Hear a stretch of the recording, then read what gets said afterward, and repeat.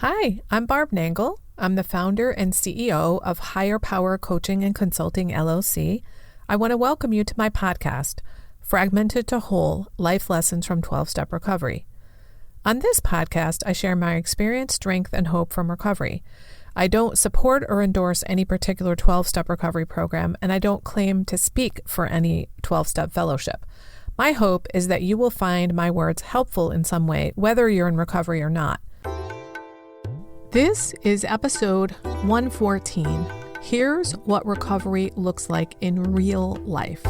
My day at the beach.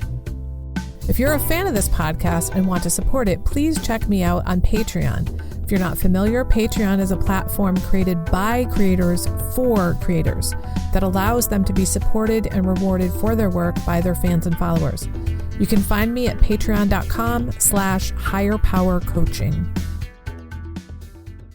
This story is about something that happened about 3.5 years ago. I told it yesterday when I was having coffee with a bunch of fellows from recovery, which, by the way, was the first time I've seen them in person since the pandemic. So it was so cool to be together after such a long time apart.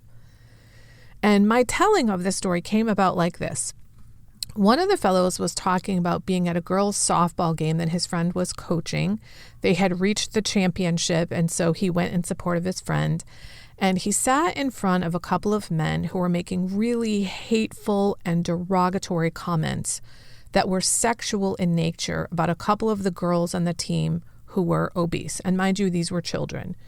And my friend, who has really been practicing these principles in all his affairs, says that in the past, he would have been a complete asshole, confronted those guys, and made a huge scene. But instead, he sat there and fumed. And he was asking us for feedback about what he might have done differently. So we did give some suggestions. I asked him, how did you feel when you heard that? Since for me, acting on my feelings and reflecting my feelings is one way that I've learned how to manage difficult situations with others. I also added, you could just get up and leave if that happens. And someone else said, yeah, that's probably what I would have done, was got up and moved to a different seating area. And this reminded me of the story about the beach that I'm about to tell. I shared it with them, and we ended up having a really fruitful conversation. And it occurred to me afterward, this story would make a great story for the podcast on seeing what recovery looks like in action. So here I am telling you the story. One afternoon, I went to a nearby beach alone, and I happened to sit next to a couple of women who were just bitching up a storm. They were complaining about this and that, and just generally stewing in negativity. It was not pleasant. Now, in the past, before recovery, I would have stayed there, and I would have fumed and been so fucking pissed off that these assholes were sitting next to me and ruining my day at the beach, just bitching up a storm. It never would have occurred to me to get up and leave, which, by the way, the fact that it wouldn't have occurred to me to get up and leave is called victim mentality or learned helplessness, which I had my whole life, didn't know it until recovery. When we feel like we have no choice other than to put up with the shit that's going on around us, that's victim mentality. If that's news to you, you might want to check out my 2 episodes on victim mentality, number 3 and number 106. Number 3 is about victim mentality in general, and 106 is about getting over victim mentality even when you've been victimized, which is most of us at some point. All right, back to the story. Instead of listening to those women bitch and complain, I actually got up and moved to a different area of the beach. And here's where the really beautiful part happened. I was rewarded by my higher power in that I sat near a young mom with her friend and her 2 little children. I'm going to guess the kids were 2 and 4. And I proceeded to witness some of the most incredible parenting I had ever seen in my life. I think maybe at that point it was the most incredible parenting I ever saw. Now let's put a pin in that for a moment. Part of my recovery has been learning to reparent myself. And in that regard, I'd learned from Pia Melody, who does a lot of work around codependence, that what healthy parents do is they nurture, affirm, and set boundaries with their children. And when I heard that, I was like, well, I better write that shit down because I did not know any of that. Now, back to the story with the mom. What I witnessed was lots of nurturing, lots of affirmation, and boundary setting with her children. She continually referred to her children with names like sweetie, honey, baby, darling, and generally spoke very lovingly to them, which I took to be her nurturing them. At one point, she said to the 4-year-old who was playing by the water, "In about 15 minutes, we're going to go home and have lunch." And then she gave the child another 10-minute and 5-minute warning. And when it was time to go, the kid threw a hissy fit. And she said, "I know, you're having so much fun.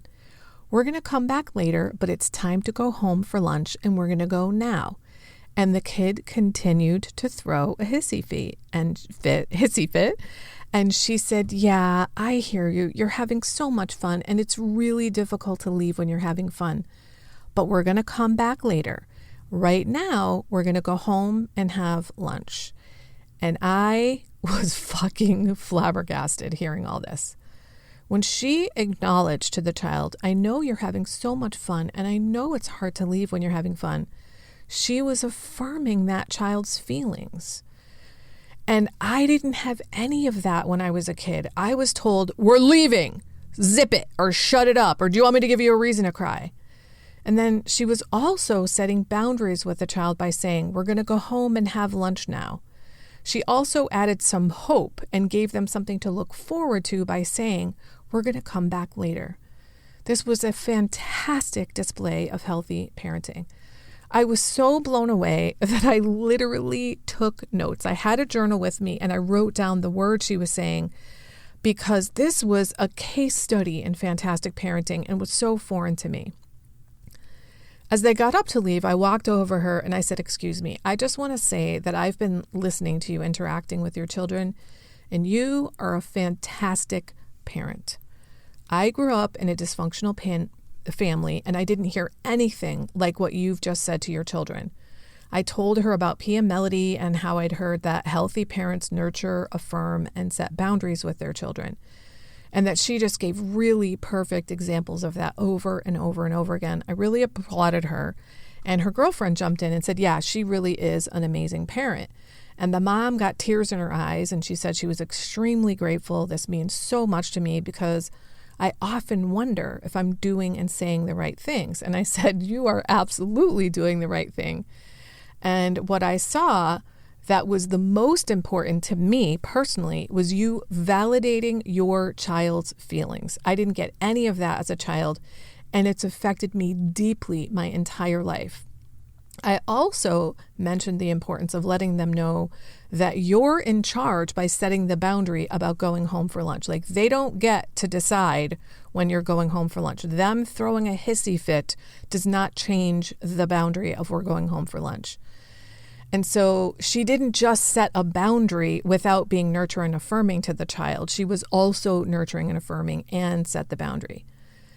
I've obviously carried that encounter with me for years. It's a perfect example of recovery in action. Retelling this story is making me realize how I learned pretty early on in recovery the importance of boundaries, especially in regard to healthy parenting. So many of us have horrible boundaries because our parents had horrible boundaries, which I know is the case for me. And I know I talk a lot about boundaries. In fact, I do coaching on boundaries because they're so important. And I talk about them a lot because they were so new to me in recovery. I learned how to develop boundaries because of recovery. And now my boundaries are an incredible tool of my recovery. I'm able to maintain my abstinent, clean, sober, and emotionally sober life because of my healthy boundaries. And what happened for me was that the process of recovery enabled me to establish and maintain boundaries. And then I started reading more and more about boundaries because they were so helpful and I wanted to understand them better. And in reading about them, I was able to retrospectively understand what happened for me as I was developing the boundaries. And I think that is the thing that enables me to be so helpful in coaching other people to develop healthy boundaries. That is, I understand them from an internal perspective. I know what it feels like to not have healthy boundaries. And I know what it feels like to have healthy boundaries. I have experienced life with both healthy and unhealthy boundaries. So I resonate with my clients experientially. And then there's the part where I understand boundaries theoretically as well. I'm able to explain boundaries in everyday terms that people can understand because I experienced that stuff in my everyday life. And then I learned the theoretical terms later. While I'm on the topic of coaching about boundaries, I only have 3 more spots for private clients in my Better Boundaries private coaching program. You can sign up for a 30-minute Better Boundaries call with me at barbchat.net. Okay, to wrap up, this story about the beach was meant to help you understand what recovery looks like in action. If you're sitting in shit, whether it's chaos and drama going on around you or the negativity going on in your head, get up and leave. You don't have to stay there and be victimized by the situation or by your own thoughts. So if you're around people who are just bitching and complaining, or if you're in some other kind of chaotic or dysfunctional situation, get up and leave.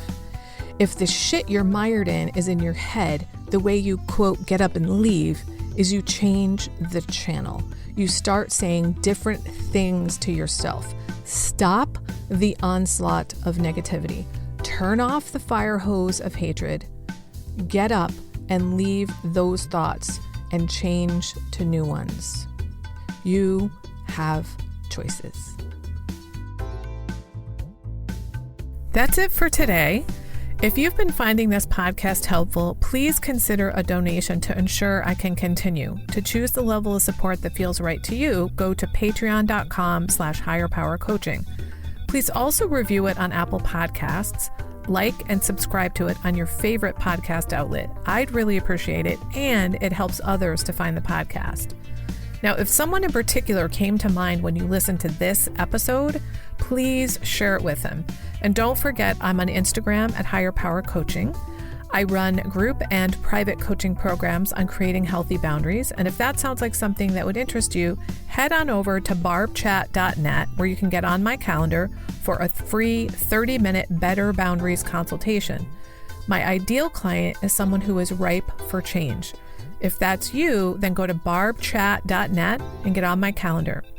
My goal with all of my work is to help you make lasting changes in your life, like I've made deep, lasting changes in my life. Remember, it's never too late to recover. No one is beyond hope, and healing is possible. Thanks for listening.